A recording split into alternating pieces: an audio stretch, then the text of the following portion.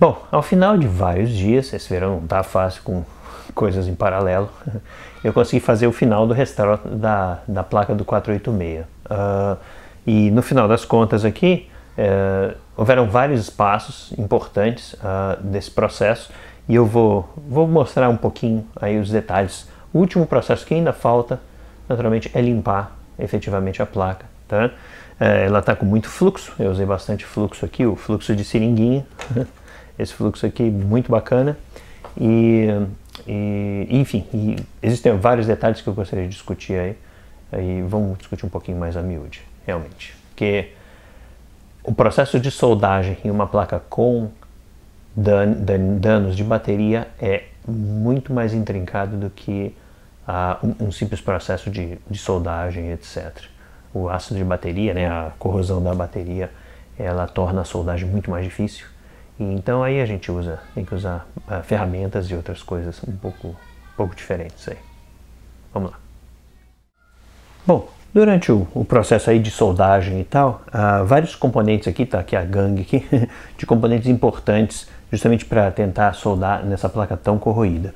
Uma delas, justamente, naturalmente, o álcool isopropílico e juntamente com um pequeno conta-gotas, uma pipeta que eu tinha aí, pipeta de exames e tal, etc., que eu tinha aí e que ela me permitiu fazer o espalhamento do álcool de maneira muito boa, porque normalmente eu faço esse espalhamento com algodão, né? Eu bebo o chumaço de algodão e tal, mas o chumaço de algodão ele não conseguia me dar a precisão que eu precisava e ele espalha muito, né? E a pipeta não, a pipeta eu conseguia jogar exatamente nos pontos em que eu precisava e uma quantidade bem razoável de álcool. Então realmente foi uma ajuda bacana. Esses dois carinhas aqui, o álcool e a pipeta. E naturalmente essa escovinha aqui, que é uma escovinha antiestática, ela não tem muito problema, e ela foi boa realmente para raspar justamente a corrosão da bateria. Isso foi muito bacana. Em determinados pontos, principalmente em diversas ilhas de componentes, não teve jeito, aí eu tive que fazer raspagem. Tanto com a minha espátulazinha, tá? Quanto também com a pontinha, que essa é uma pinça que eu tenho, comprei na Santa Efigênia, nossa, quando eu morava em São Paulo, e ela tem uma pontinha muito boa, essa pinça aqui, ela é de aço inox, então ela é bastante resistente, essa ponta, então eu consegui fazer um excelente trabalho aí de raspagem, digamos assim, e limpeza. E naturalmente, para soldagem, o fluxo, esse fluxo aqui, No Clean, é só uma pasta, então ele também não espalha muito como o fluxo Rosin, que é a resina vegetal. Ele não espalha tão em grandes áreas, porque ele é uma pasta e não um líquido. Então isso que me ajudou bastante a ficar realmente pontual, deixar o fluxo realmente pontual em torno do ponto que eu queria e não ter que fazer uma limpeza mais abrangente na placa. Mas isso aqui ajudou pra caramba, porque o fluxo, ele ajuda com a temperatura, ele atua com a temperatura do ferro, do ferro de soldar, então ele não só espalha a solda melhor, mas ele também ajuda a deslocar, eu estou pensando na palavra displacement em inglês, estou ficando velho, mas enfim, ele solta um pouco a sujeira, ele consegue soltar um pouco a sujeira residual nos terminais e nas ilhas, né, nas ilhas da placa, que foi muito importante fazer esse fluxo, porque a maior parte das ilhas da placa, dos furos metalizados, se foi, ou pelo menos estavam muito corroídos, e aquilo é impossível de limpar. Então o fluxo ajuda a limpar e fazer a solda fluir de novo no furo, né, no furo metalizado, ou no que restou dele, né? Então, fundamental ter um fluxo muito bom à mão, e não só também isso, ponto para o raco FX888, que eu consegui também temperaturas excelentes. Eu começava em 350 graus, que é bastante alto, mas eu começava em 350 graus justamente para tentar quebrar essa resistência da sujeira. E por vezes, quando a ilha era muito grande, quando era um plano terra, aí 400 graus não teve jeito, metia 400 graus mesmo, e aí a coisa toda fluía muito bem. Então, basicamente aí ponto aí pro raco.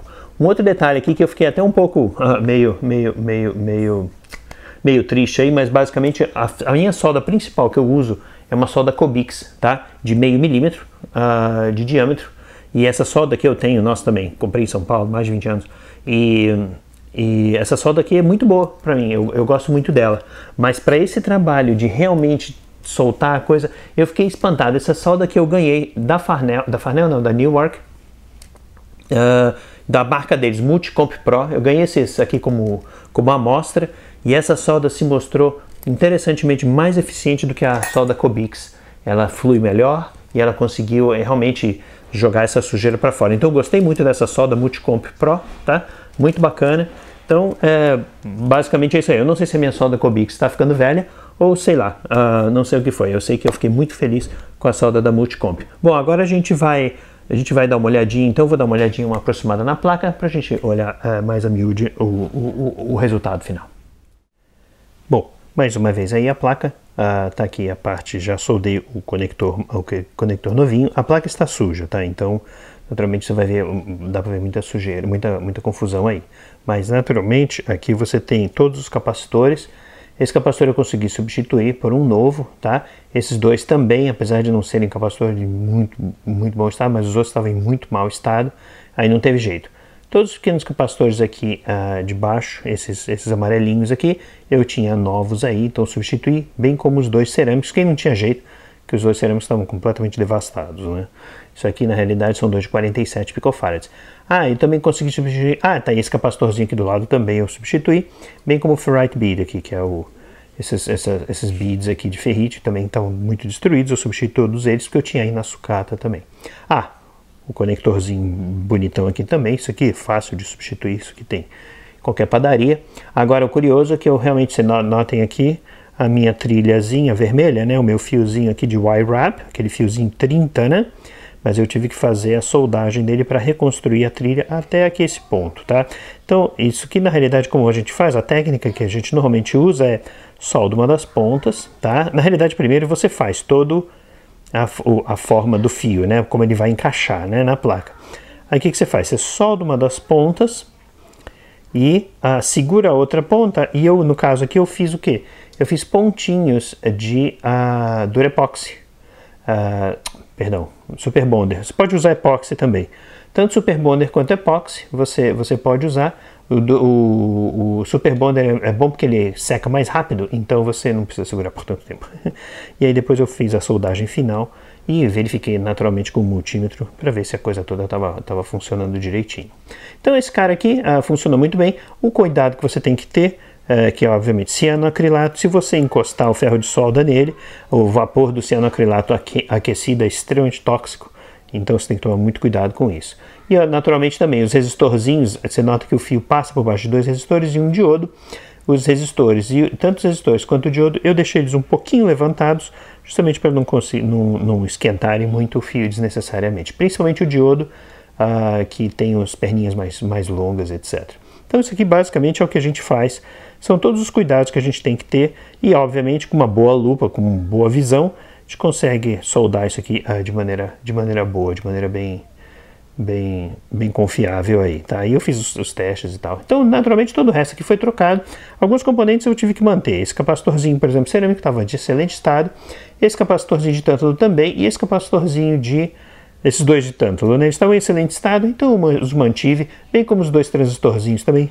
O 3904, o 2N3904, eu tinha aí na sucata até, mas ele estava em bom estado. E o 3906 eu não tinha, então eu tinha realmente que reaproveitar, porque é difícil conseguir esses caras em fontes confiáveis hoje em dia. E os outros resistorzinhos aqui eu substituí, esses três aqui, e eu tive que substituir mais um para o lado de lá. Mas isso aqui é coisa fácil e tal.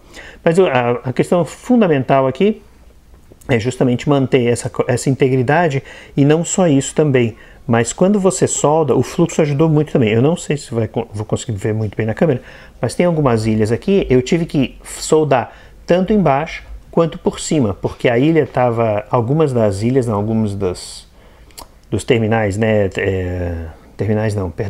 da metalização dos furos estava tão deteriorada que a solda não fluía muito bem, então eu tive que soldar por cima também. Mas a maioria fluiu muito bem e tal, então eu tô satisfeito aqui com o resultado. Talvez eu tenha que retocar um ou outro, mas no cômputo geral está tudo dando contato. Outra coisa importante que você tem que fazer realmente é ver se os terminais estão dando contato com o que é esperado. Mas no mais, basicamente é isso aí. São esses os principais detalhes aí dessa empreitada toda. E obviamente você sempre conta também com a ajuda de outros elementos que não são apenas soldas e outras coisas também, mas durante o teste a gente sempre conta com a ajuda dos testadorzinhos de componentes, para testar se os capacitores ainda estão bons, no caso dos capacitorzinhos que eu tive que reutilizar, né? E obviamente também os velhos famigerados conhecidos, os alicates aqui, esse alicate aqui para eu fazer, não sei se vocês lembram de uns vídeos atrás, para fazer o lead form, né, para fazer a torção dos terminaizinhos, e esse outro aqui que eu herdei do meu pai, um alicate de bico curvo também, que ajuda pra caramba, tá, antiguinho, e esse outro aqui que é mais recente, mas todos eles, esse tipo de ferramenta ajuda pra caramba, tá? Um outro detalhe que eu também esqueci, não só uma pontinha aqui, essa pontinha aqui justamente para ajudar às vezes a até raspar também alguns pontos em que a solda e a ilha estavam ruins, mas também às vezes para abrir o furinho, que obviamente também contou com a ajuda do nosso famigeradíssimo Racco FR300. Isso daqui não tem hors concours, é uma das melhores aquisições feitas em anos por esse laboratório. Realmente o FR300 é absolutamente estonteante em termos de eficiência e facilidade do trabalho. Esse trabalho foi só possível em grande parte pelo FR300 tá aí aqui no laboratório. Enfim, é isso aí. Bom, pessoal, é isso aí. O 486, lamentavelmente, eu ainda vou ficar devendo fazer rodá-lo inteiramente, tá? Ainda estou me preparando, estou me equipando de algumas infraestruturas, algumas peças de infraestrutura, como a que eu peguei hoje, uma controladora absolutamente genérica, tá? De hard drive e flop, mas isso aqui eu peguei hoje na VCF Southwest, que é a Vintage Computer Festival de computação antiga, aqui em Dallas. Está acontecendo esse final de semana e eu vou contar mais sobre essa história daqui no próximo vídeo. Um encontro de computação antiga muito legal que ocorreu aqui em Dallas, que está ocorrendo aqui em Dallas, e aí a gente conseguiu ver umas joias aí da computação. Mas é isso aí, eu vou encerrando por aqui com a promessa de soltar um pouquinho da história no próximo, dessa visita aí no próximo vídeo. Aquele abraço.